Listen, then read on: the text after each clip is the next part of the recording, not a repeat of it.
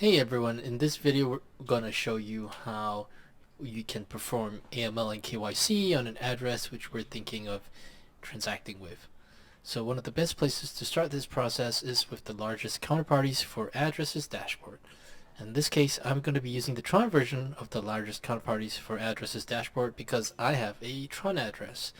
So what we're going to do is place the address in the to or from address window over here, and I'm going to select is, make sure I select is because I know the exact address, and then I'll hit the update button and then let's see what happens.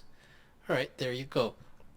So we have now can take a look at who our address transacts with, because that's a great way to sort of get a better understanding of the address that we're trying to determine is safe or not to transact with. So think of this as sort of like going through the bank records of a potential customer, or sort of looking through their credit card receipts to try and find out and understand where they spend the most money. So from here we'll be able to see who do they receive money from typically, and who do they send money out to.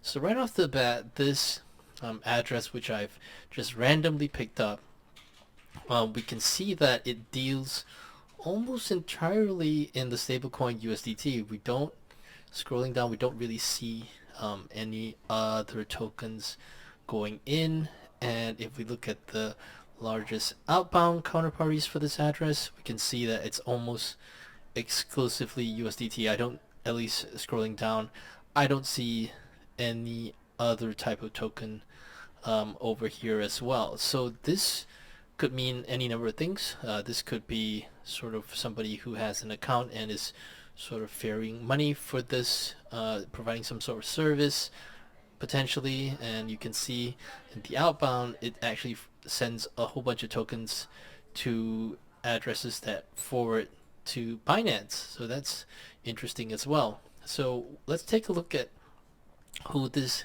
counterparty receives from, and this actually gives you sort of a little bit more information about how the system works as well. You'll see that some of the top few counterparties for this address in terms of inbound themselves have significant transfers to, well, mainly from scam addresses, which we've labeled and identified as scam addresses. So these three addresses would definitely require further inspection to determine if this address was one that you would want to transact with.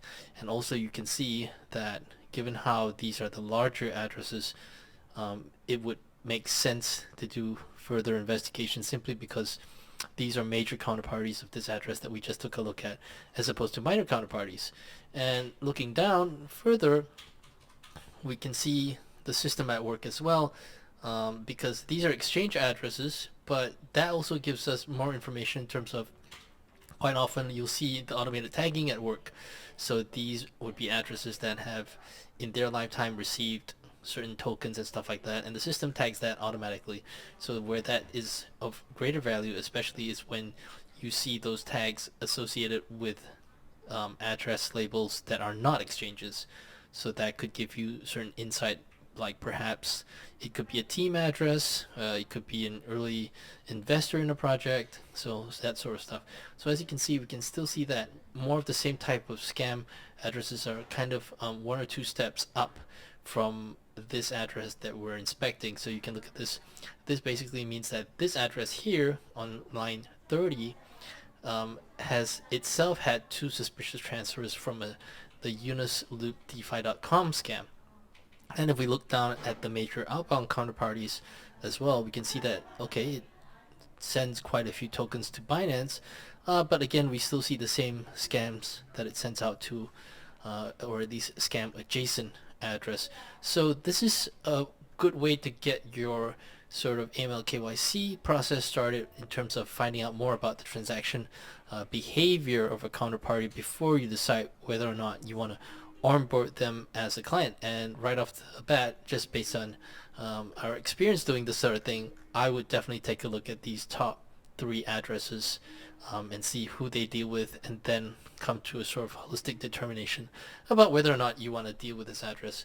So there you go. This is how you use the largest counterparties for an address dashboard to do a quick start into the AML KYC process and whether or not you want to transact with a certain counterparty. Then there you go. Thank you for watching.